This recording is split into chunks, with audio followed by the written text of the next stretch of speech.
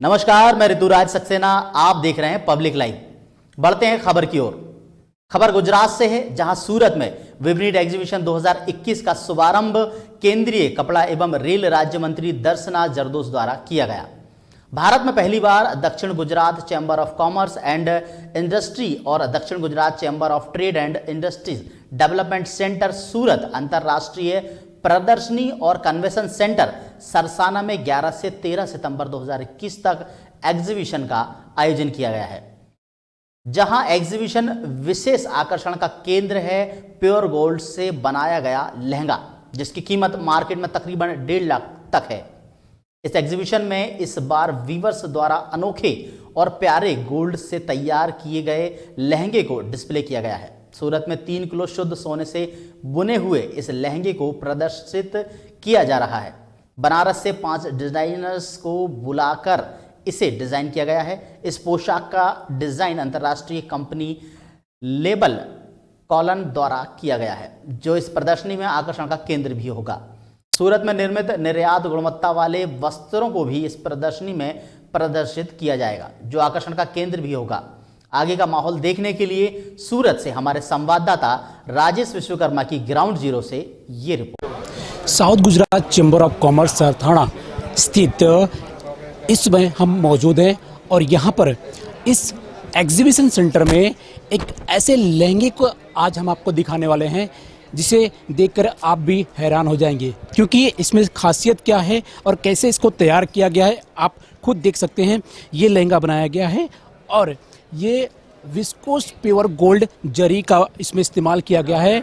Label colon जो है styling इसकी दिया गया है और इसके वाइटनेस के अंदर जो है इसका ब्यूटिफिकेशन जो है काफ़ी गोल्डन तौर पर बनाया गया है। इसकी खास बात क्या है और इसको कैसे बनाया गया है, कितने इसमें डिज़ाइनर फैशन डिज़ाइनर इसमें किसका इसका डिज़ाइनर किया गया है और कितने लोग इसको शामिल होकर इसकी पूरी डिज़ाइन की गई है, तो ये साफ़ हो जाता है। जिस तरह से व्यूवर्स जो है और जरी प्योर जरी में इसका जो है डिज़ाइन किया गया है, इसकी पूरी एक डिज़ाइन हम आपको तस्वीर दिखा रहे हैं। इसमें जिस तरह से आप देख रहे हैं ये पूरा लहंगा जो है सूरत में पहली बार जो है इसका निर्माण हुआ है, इसको बनाया गया है, डिज़ाइन किया गया है और इसको मार्केट में जब बेचा जाएगा तो इसकी कॉस्टिंग लगभग करीबन 1.5 लाख रुपए बताई जा रही है। साथ साथ में जो है इसमें जो गोल्ड जरी का इस्तेमाल किया गया है, इसके पूरी इसको पूरा कैसे बनाया गया है, इसमें किस तरह से इसका डिज़ाइन किया गया है और पहली बार इसका बनाने का इसका रीज़न क्या है, इससे हम जानने के लिए हमारे साथ जो है यहाँ पर इस फैब्रिक के जो है ओनर हमारे साथ मौजूद है। उनसे ही बात करेंगे, चर्चा करेंगे कि इसका निर्माण कैसे किया गया है। जी, आपका नाम क्या है? सर, मेरा नाम यश अडवाणी है। मेरे ब्रांड का नाम सिग्नेचर सिल्क है। सर, आप जैसे बोल रहे हैं कि आपने जैसे बोला कि पहली बार बनाया गया, सूरत जाना ही इसके लिए जाता था कि यहाँ पे प्योर जरी यूज़ होती थी, प्योर गोल्ड जरी यूज़ होती थी, पर धीरे धीरे वो फेड अवे हो गई, वो फिर बनारस और बाहर शिफ्ट हो गई। अब हमारा वही मोटो था कि सूरत में उसकी जरी वापस लेके आ जाए, उसकी जान जो रही है सूरत की आज तक, वो हम वापस लेके आ जाए। तो इस वजह से ये हमने एक लहंगा क्रिएट किया है। कुछ बनारस से हमने 5 डिज़ाइनर्स को बुलाया, एक बैठ के एक प्लेटफॉर्म क्रिएट किया और 1 से 1.5 महीने में इनकी मेहनत के साथ, इनके एफर्ट्स के साथ, इनके इनपुट्स के साथ, सबके इनपुट्स के साथ हमने एक चीज़ क्रिएट की है जो कुछ अलग है, कुछ हटके है और जो सूरत की ओरिजिनल जान रही है। तो टेक्निकली पहले के टाइम पे क्या होता था कि ये सूरत में जो बनता था, उसके अलावा जो सर्टेन गुजरात कॉमर्स द्वारा हमेशा नवा એક્ઝિબિશનો થતા રહ્યા છે અને એના આપણે સૌ સાક્ષી બન્યા છે। મારા માટે બહુ આનંદ અને ગર્વનો વિષય છે કે ટેક્સટાઇલ મિનિસ્ટર બન્યા પછી પ્રથમ વખત આવું એક્ઝિબિશન છે, ત્યારે આયોજકોને હું ખૂબ ખૂબ અભિનંદન પાઠવું છું। 2 દિવસ પહેલાં જ જે સરકાર દ્વારા માનનીય પ્રધાનમંત્રી શ્રી નરેન્દ્રભાઈ દ્વારા રજૂ થયેલી સ્કીમનો મોટાભાગનો ઉપયોગ આ ઉદ્યોગકારોને થવાનો છે। મારી સાથે ટેક્સટાઇલના સેક્રેટરી યુપી સિંહજી પણ છે અને ઇન્ડોનેશિયાના એમ્બેસેડર પણ છે। ત્યારે જે રીતે 2 વર્ષનો કોવિડના સમયગાળા દરમિયાન સૌએ જે વિપદાઓની વચ્ચે પણ અવસરમાં પલટવા માટેનો તૈયારી કરી લીધી છે અને એની શુભ શરૂઆત થઈ ગઈ છે। હું માનું છું કે ગઈકાલે ગણેશજીની પૂજા પછી ખૂબ સારી શરૂઆત આપણે સૌએ કરી છે। હજુ પણ આપણે વેક્સિન દ્વારા આપણની જાતને અને દેશને સુરક્ષિત રાખીને વેપાર ઉદ્યોગોને આપણે ગતિ લાવવાની છે. ખાસ કરીને કોમર્સ ઇન્ડસ્ટ્રી અને ટેક્સટાઇલ ઇન્ડસ્ટ્રીને બંનેને જ્યારે ભેગું એક મંત્રાલય કરવામાં આવ્યું છે પિયુષજી અને મારા દ્વારા, તો અમે વારંવાર અનેક લોકો સાથે જ્યારે ચર્ચા વિચારણા કરી, એના રિવ્યૂ લીધા, ત્યારે આપણે વધારેમાં વધારે એક્સપોર્ટ તરફ ધ્યાન આપીએ અને એક બ્રાન્ડ બને. 75 વર્ષની ઉજવણી એટલે આઝાદીના અમૃત મહોત્સવના સંદર્ભમાં પ્રધાનમંત્રીશ્રીએ લાલ કિલ્લા ઉપરથી આપણને એક સંકલ્પ લેવડાવ્યો છે અને દરેક મંત્રાલય દ્વારા એ સંકલ્પને પૂર્ણ કરવા માટેના પ્રયત્ન થઈ રહ્યા છે. ઇઝ ઓફ ડુઈંગ બિઝનેસ અને ધંધા અને વ્યવસાયની અંદર જોડાયેલા લોકો વધુમાં વધુ ઇન્વેસ્ટ કરીને સારામાં સારું પ્રોડક્શન કરે, એની ક્વોલિટી કરે અને એ જ રીતે આગળ વધે અને આ વસ્તુને અનેક દેશોની અંદર એક્સપોર્ટ કરે, એના માટેના પ્રયત્ન થઈ રહ્યા છે. થોડા દિવસો પહેલાં ઓલ ઓવર વર્લ્ડની સાથેના 10 જેટલા એમ્બેસેડરો સાથે પ્રધાનમંત્રીજીએ વાત કરી, 500 જેટલા ચેમ્બરના લોકો જોડાયા હતા અને એની સાથે પણ 1 to 1 જ્યારે વાત થઈ ત્યારે શું હર્ડલ્સ છે અને શું સરકાર દ્વારા કરવામાં પ્રયત્ન આવે કે જેને કારણે આ અમારો ટાર્ગેટ આપણે પૂરો કરી શકીએ. તો એના માટે ટેક્સટાઇલ ઇન્ડસ્ટ્રી ક્યાંય પાછળ રહેવાની નથી. ખૂબ સરસ રીતે આખા દેશની અંદર વિવિધ જગ્યા ઉપર જઈને અમે લોકો જે રીતે કોટન ઇન્ડસ્ટ્રી છે, જે અત્યાર સુધી કોટનને બેઝ માનીને આપણે બધી યોજનાઓ બનતી હતી, એને બદલે જે PLI સ્કીમ રજૂ થઈ એની અંદર મેનમેડ ફાઇબર, કારણ કે દેશની અંદર નહીં પણ વિદેશની અંદર જોઈએ તો ઓલ ઓવર વર્લ્ડની અંદર 75% લોકો મેનમેડ ફાઇબર વાપરે છે અને એનું સૌથી મોટું હબ સુરત છે. ત્યારે સુરતનો એનો વિશેષ ફાયદો રહેવાનો છે. ચેમ્બર દ્વારા, ઉદ્યોગકારો દ્વારા એને ખૂબ આવકાર પણ મળ્યો છે અને 100 કરોડ અને 300 કરોડની ઉપરના પ્રોજેક્ટોના ઇન્વેસ્ટમેન્ટની સાથે આપણે ખૂબ મોટું ઇન્વેસ્ટમેન્ટ જોઈ રહ્યા છે, પ્રોડક્શન જોઈ રહ્યા. 19,000 કરોડ જેટલું જ્યારે એમાં ઇન્વેસ્ટમેન્ટ આવવાનું છે અને 7.5 લાખ લોકોને રોજગારી મળવાની છે. ત્યારે આવા જ સમયે થયેલું આ એક્ઝિબિશન ખૂબ ઉપયોગી પુરવાર થશે. એ લોકોએ ખૂબ મહેનત કરી છે. સૌ આયોજકોએ એની સાથે જોડાયેલા સૌને હું ખૂબ અભિનંદન પાઠવું છું.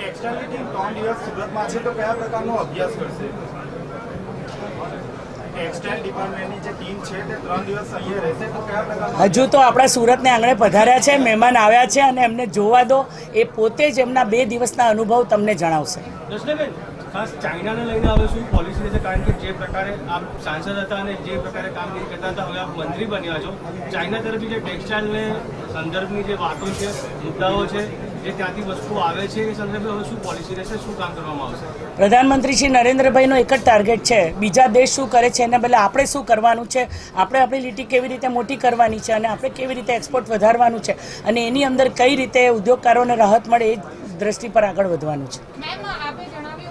ડેટા નથી, કેટલા માર્કેટ છે, કેટલા વેપારી છે, તો હવે આ ટીમ આ ડેટા કલેક્શન કરશે પ્રથમવાર. હંમેશા ગુજરાત માર્ગદર્શક રહ્યું છે અને ગુજરાતની અંદર સુરત એવું શહેર છે કે જેણે 3 સાંસદોને ખૂબ મોટી જવાબદારી આપી છે અને ખૂબ મતદાનથી જીતીને મોકલ્યા છે. ત્યારે ચેમ્બર પણ હંમેશા અમારો પડ્યો બોલ ઝીલતું હોય છે અને આટલી ટકોરથી જ એમણે ખૂબ સરસ શરૂઆત કરી લીધી છે. એટલે મને એવી ખાતરી છે કે સેક્રેટરીજી પણ અહીંયા આવ્યા છે તો એમને ખબર પડશે કે સૌથી પહેલો ડેટા સુરતમાંથી જશે. ડેટા કલેક્શનમાં શું હશે મેમ? ડેટા કલેક્શન વિવિધ રીતે, જે રીતે કેટલી મશીનરીઓ છે, કેટલા લોકો જોડાયેલા છે, જે રીતે હેન્ડલૂમ અને હેન્ડીક્રાફ્ટની અંદર અમે પ્રયોગ થયો છે કે ભાઈ જેટલા આર્ટિઝન છે એ લોકોને આધાર કાર્ડ સાથે જોડી દીધા છે, તો કેટલા વ્યવસાયકારો છે, કેટલાની દુકાનો છે, એ દુકાનની અંદર કેટલા લોકો કામ કરી રહ્યા છે, કે શ્રમ મંત્રાલય પણ ખૂબ સરસ કામ કરી રહ્યું છે. શ્રમ મંત્રાલય દ્વારા શ્રમિકોને કાર્ડ આપવામાં આવે છે. કોવિડની અંદર જે પરિસ્થિતિ થઈ ત્યારે એ લોકો એક રાજ્યમાંથી બીજા રાજ્યમાં જયા વગર જ્યાં પણ એ લોકો એમને વિકાસની તકો છે, જ્યાં એ પોતે આવીને કર્મભૂમિ બનાવી છે, ત્યાં એમને બધી જ રીતે ફાયદો થાય એના પ્રયત્ન થશે. મેડમ, તમે ઘણા આકર્ષણો પણ જોયા છે અહીંયા, બનારસના જે પેલે હેન્ડલૂમ વાળા લહેંગા ચોલી બનાવ્યા છે, એના માટે શું કહેશો? 3 કિલોનો પેલો લહેંગો ખૂબ સરસ. આમ જોવા જઈએ તો જરદોઝી કામ સાથે ને સોનાના તાર, જેનો જરીનો ઉદ્યોગ, જે સુરતની ઓરિજિનલ ઓળખ કહી શકાય, જરી, ટેક્સટાઇલ અને ડાયમંડ, આ ત્રણેય ઉદ્યોગને લીધે જ સુરત આટલું સરસ ઇન્ટરનેશનલ લેવલ સુધીનું એનું ડેવલપમેન્ટ આપણને દેખાઈ રહ્યું છે. ત્યારે આ ખૂબ નવો પ્રયોગ છે અને એ ટેકનોલોજીના પ્રયોગ દ્વારા આવનારા દિવસોની અંદર ફેશન બ્રાન્ડ બનાવવાની વાત છે, જે આત્મનિર્ભર ભારતની વાત છે, જે આપણી સંસ્કૃતિ છે, આપણા ભારતમાં બનેલી વસ્તુ, આપણું ટ્રેડિશન, આ બધાને લોકો જાળવીને આગળ વધે એના પ્રયત્ન થઈ રહ્યા છે. એરપોર્ટના વિકાસને લઈને તમે જોતા આપણે અત્યારે ટેક્સટાઇલ સાથે જ વાતો કરીએ અને હું અપેક્ષા રાખું કે યુપી સિંહજીને પણ આપણે સાંભળીએ અને એમની સાથેના વ્યૂ પણ આપણે જોઈ લઈએ में कर होती है तो जब जैसे जैसे समय आएगा इस तरह से सोचा जाएगा। अभी विस्कोस पे जिस तरह से सोचा गया और इसका निर्णय भी लिया गया, ये सरकार 2 वे में काम करती है। अपने ऐसा नहीं है कि हम लोग ने किसी के ऊपर कुछ आइडियाज़ थोप दिए हैं। अगर आपके कोई हर्डल्स है तो बातचीत से उसको हल करने का माध्यम हम लोगों ने खुला रखा है। ये यूनिवर्सिटी के लिए भी हम लोगों ने जिस तरह से आप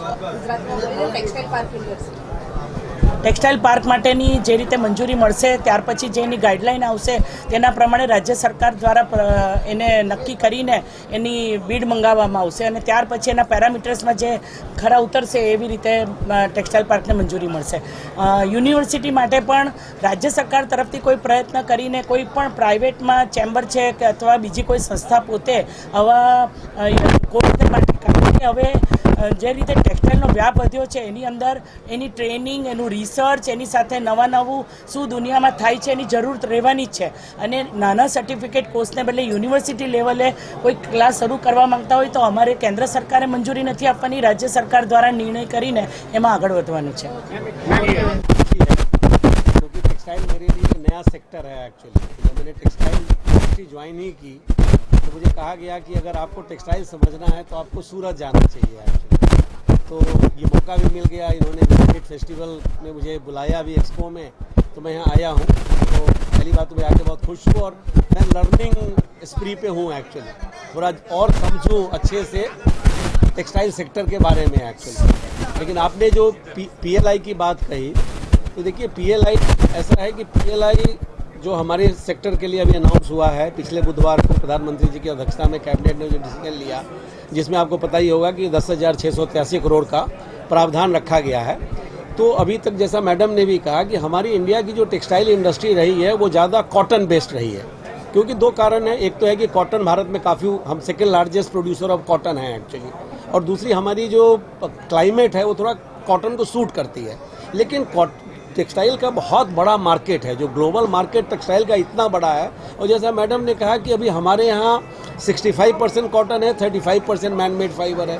अगर आप विश्व में जाएं तो अदर वे राउंड है, 70% मैनमेड फाइबर है और केवल 30%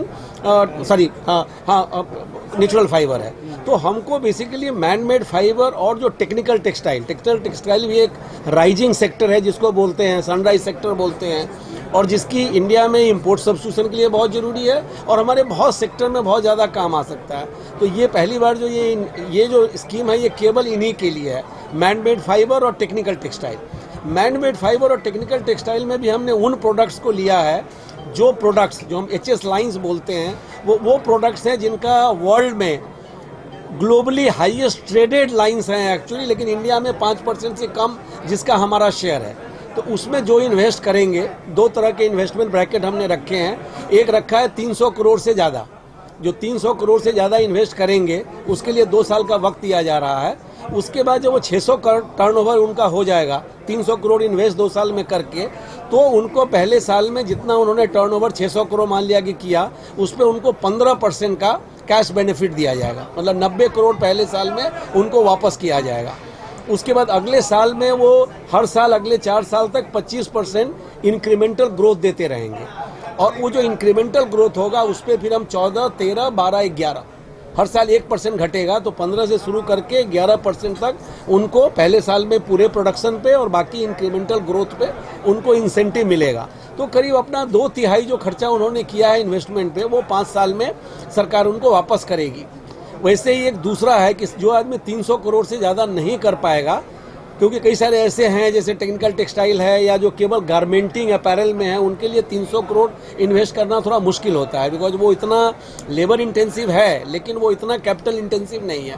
तो उसके लिए अगर 100 से 300 करोड़ के बीच जो करेंगे, जब वो 200 करोड़ टर्नओवर ले आएंगे 2 साल बाद, तो उनको भी इंसेंटिव दिया जाएगा। उसमें थोड़ा इंसेंटिव कम है, 11% से लेके 11, 10, 9, 8, 7% तक उनको इंसेंटिव दिया जाएगा। तो हम लोग का ऐसा मानना है कि ये एक गेम चेंजर होना चाहिए टेक्सटाइल इंडस्ट्री के लिए। और ये वन ऑफ इसको नहीं देखना चाहिए। पहले भी टेक्निकल टेक्सटाइल के लिए एक मिशन क्रिएट किया गया है।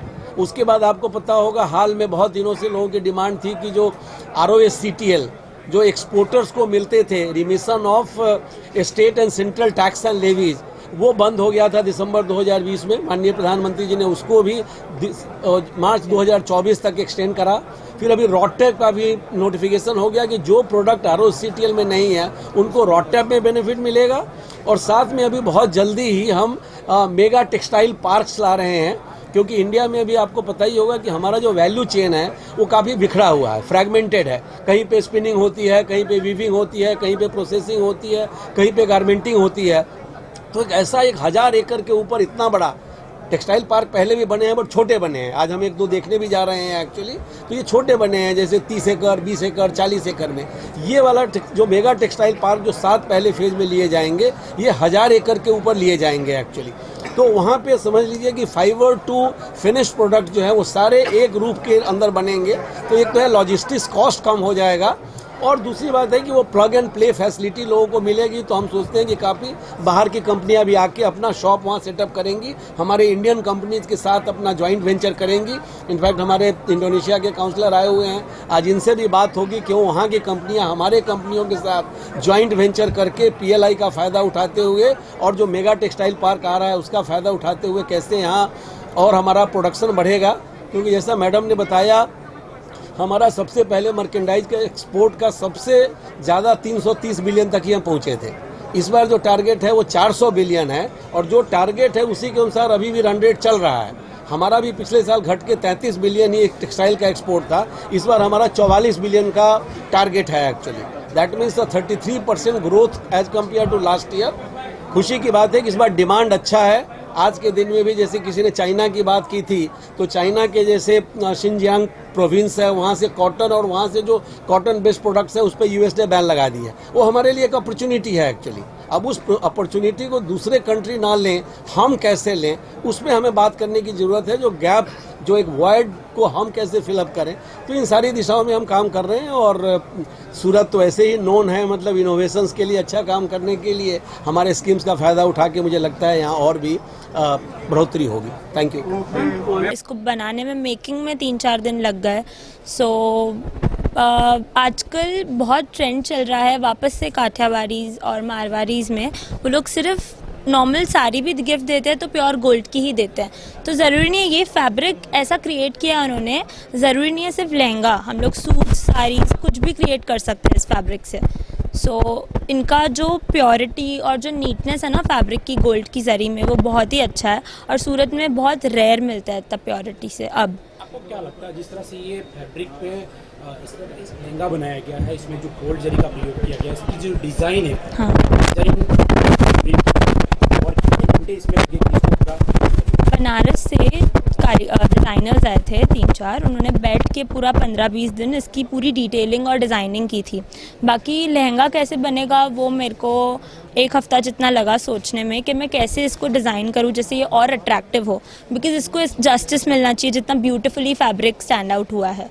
सो 1 हफ़्ता जितना मुझे लगा डिज़ाइन करने में, 3-4 दिन गए इसको। सो इसके ऊपर अगर हम हैंडवर्क करें, इस फैब्रिक को और ब्यूटीफाई करें, तो इसकी वैल्यू और ब्यूटी और ज़्यादा बढ़ जाएगी। क्या लगता है कि इस पूरे लहंगे में जिस तरह से गोल्ड का जरी का इस्तेमाल हुआ है, क्या इसमें कोई अगर डायमंड का इस्तेमाल करे तो इसमें पॉसिबल हो सकता है? हाँ जी, ज़रूर पॉसिबल हो सकता है, बट ये खुद ही इतना ब्यूटीफुल है, थोड़े थोड़े डायमंड से हम इसकी ब्यूटी को सिर्फ और निखार सकते हैं। ज़्यादा डायमंड्स की मुझे नीड नहीं लगती इसमें।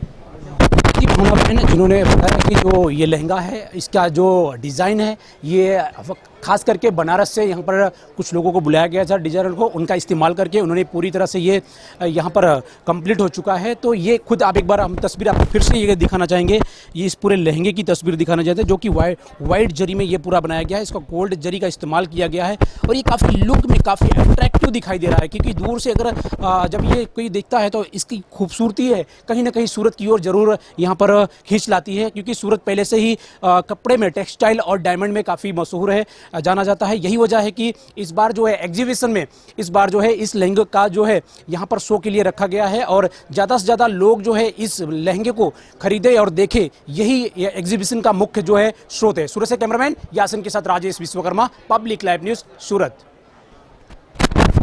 सही, इसके अंदर 3 किलो जरी यूज़ की हुई है, प्योर विस्कोस फैब्रिक के ऊपर बना हुआ है। जब हम बोलते हैं प्योर गोल्ड जरी, तो प्योर गोल्ड जरी के अंदर क्या होता है, सिल्वर की जरी होती है, उसके ऊपर गोल्ड की कोटिंग होती है, तो प्योर मेटल से बनी हुई वो जरी रहती है।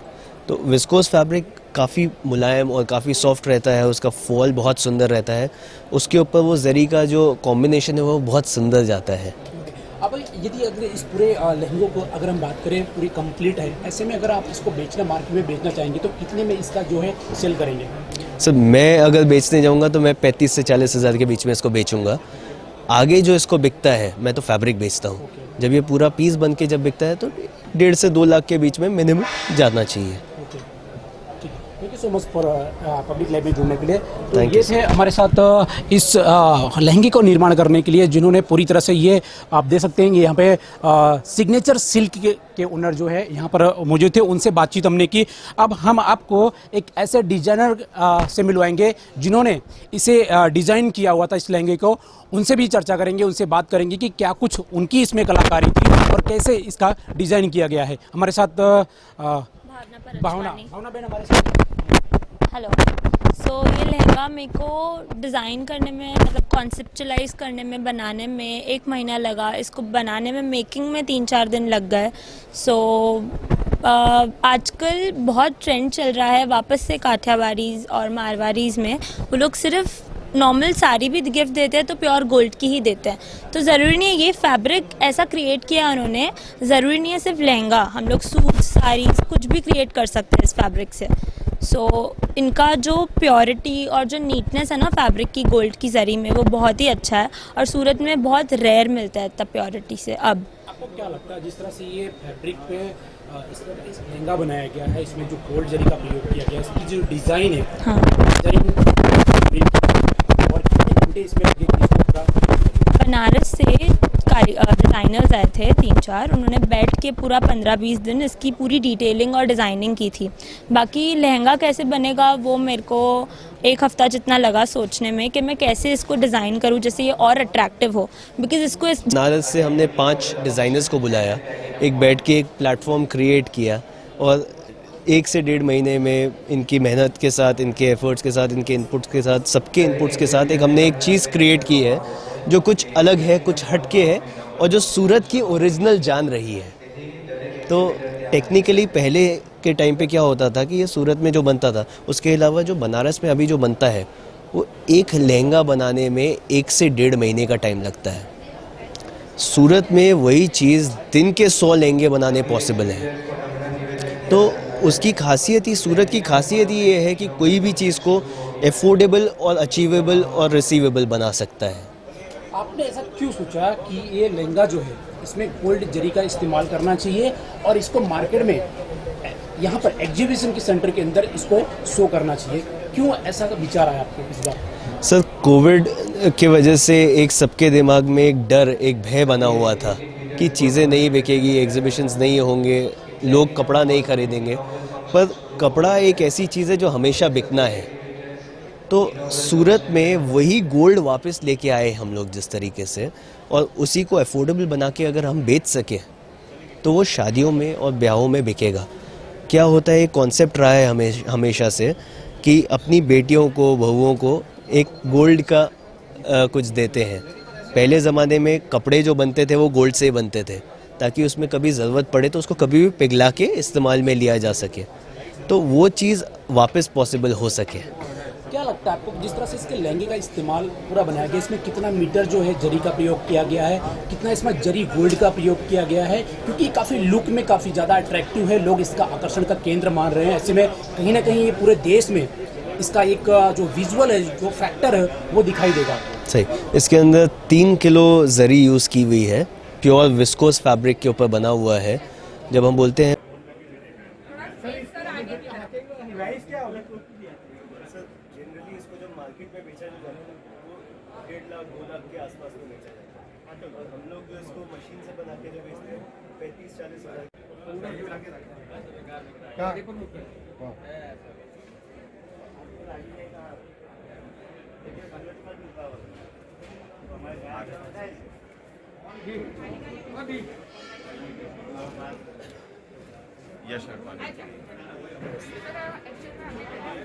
क्या होता है जो अंदर का पोर्शन रहता है वो सिल्वर से बनता है और उसके ऊपर गोल्ड की लेयरिंग होती है।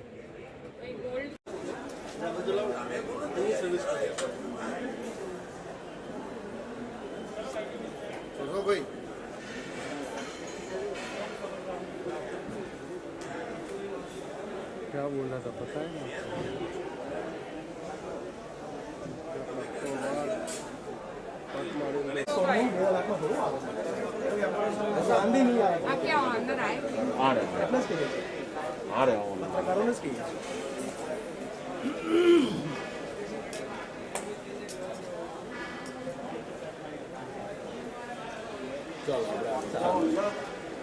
दो फोटोग्राफी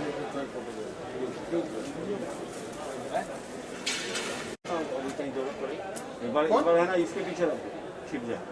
कौन सर? हाँ हाँ राहुल काका। हाँ नोटे ट्राइपॉड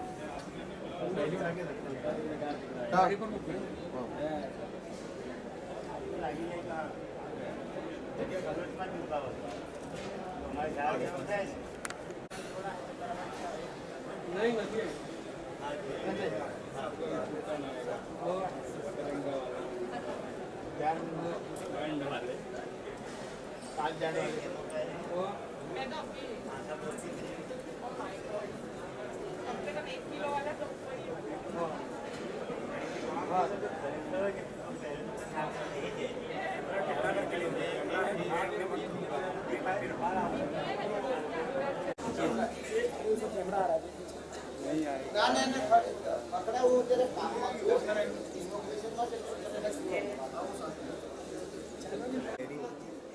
नहीं गोल्ड का प्राइस अलग नहीं इंक्लूडिंग।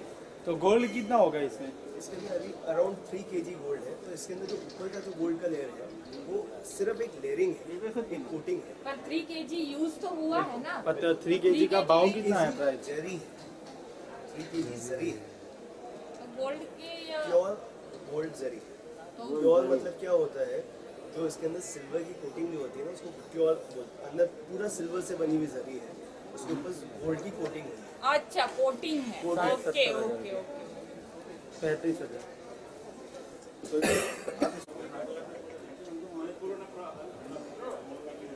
थोड़ा सर आगे की तरफ। प्राइस क्या होगी? सर जनरली इसको जब मार्केट में बेचा जो जाता है वो 1.5 लाख 2 लाख के आसपास में बेचा जाता है और हम लोग जो इसको मशीन से बना के जो बेचते हैं वो 35-40 हज़ार के आसपास में ही जाता है। तो इसमें जो चलिए